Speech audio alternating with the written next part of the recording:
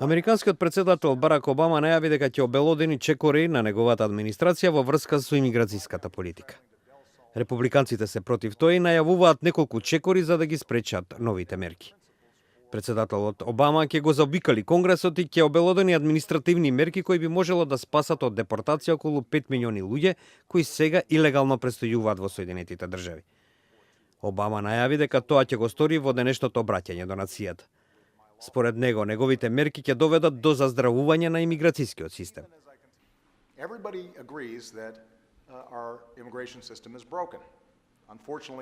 Сите се согласуваат дека нашиот имиграцијски систем е скршен. За жал, Вашингтон допушти проблемот да се собира предолго време. Затоа јас ќе направам се во рамките на моите законски овластувања како претседател, тој систем да работи подобро. Јас ќе продолжам да работам со Конгресот и ќе го охрабрам за да се постигне двопартиски сеопфатен закон со кој може да се реши целиот проблем. Вели претседателот Барак Обама во најавата постирана на интернет. Тој додаде дека документот за новите мерки ќе го потпише за време на неговата утрешна посета на Лас Вегас, каде што за прв пат ја обелодени неговата идеја за реформа на американскиот имиграцијски систем.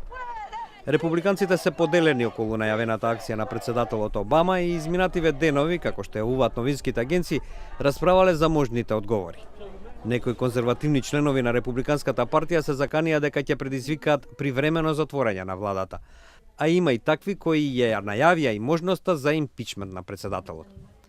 Со најавениот потек на Обама и натаму голем дел од над 11 милиони имигранти кои илегално живеат во Соединетите држави остануваат незаштитени.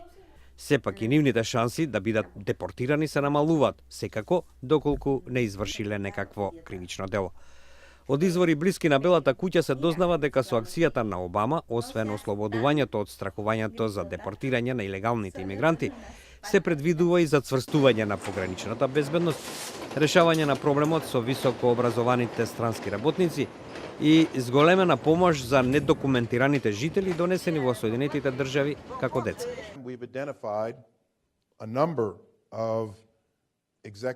Ние идентификувавме голем број извршни действија кои може да се преземат во рамките на нашите постоечки правни овластувања за да се поправи имиграцијскиот систем. Затоа нашите реформи мора да бидат софатни, изјави секретарот за внатрешна безбедност Джех Џонсон.